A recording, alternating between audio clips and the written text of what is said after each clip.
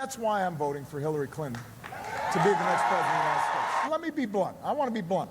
Can I be blunt? I'm going to be blunt. You know, Hillary's got her share of critics. That's what happens when you're somebody who's actually in the arena. That's what happens when you fought for what you believe in. That's what happens when you dedicate yourself to public service over the course of a lifetime. And what sets Hillary apart from so many others is she never stopped caring. She never stopped trying. You know, we're a young country, so we like new things. And I benefited from that culture, let's face it. When I came on the scene in '08, everybody said, well, he's new. They don't say that now because I'm not. But sometimes we take somebody who's been in the trenches and fought the good fight and been steady for granted. Sometimes we act as if never having done something and not knowing what you're doing is a virtue. We don't do that, by the way, for airline pilots. We don't do that for surgeons. But somehow we think President of the United States, yeah, let's just get, well, I don't know, who's that guy? Come on. And so as a consequence, you know, that means that sometimes Hillary doesn't get the credit she deserves. But the fact is, Hillary is steady, and Hillary is true. And she's been in politics for the same reason I am. Because we can improve other people's lives by doing this work.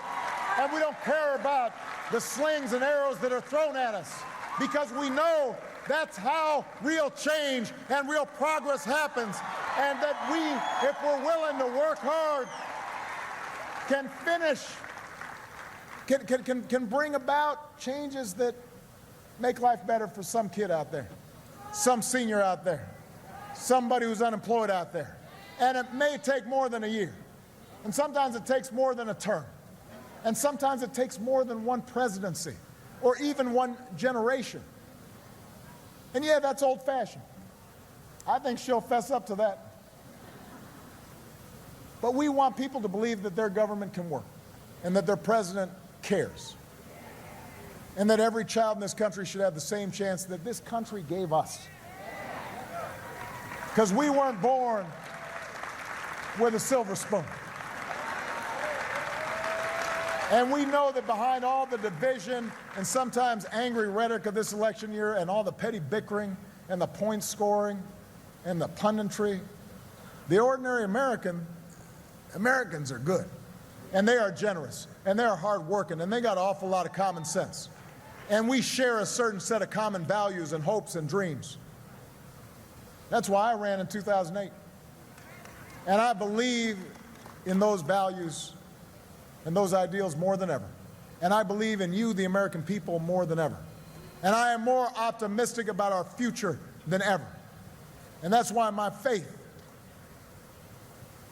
is stronger about the simple American ideal, as old as our founding, that people who love their country can change it for the better. I have seen it happen. I have run my last campaign.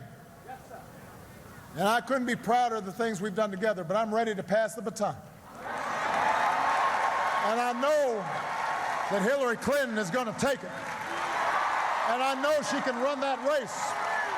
The race to create good jobs and better schools and safer streets and a safer world. And that's why I'm fired up. And that's why I'm ready to go. And that's why I'm with her. And that's why I need you to work just as hard to make sure that Hillary Rodham Clinton is the next president of the United States of America. God bless you, North Carolina.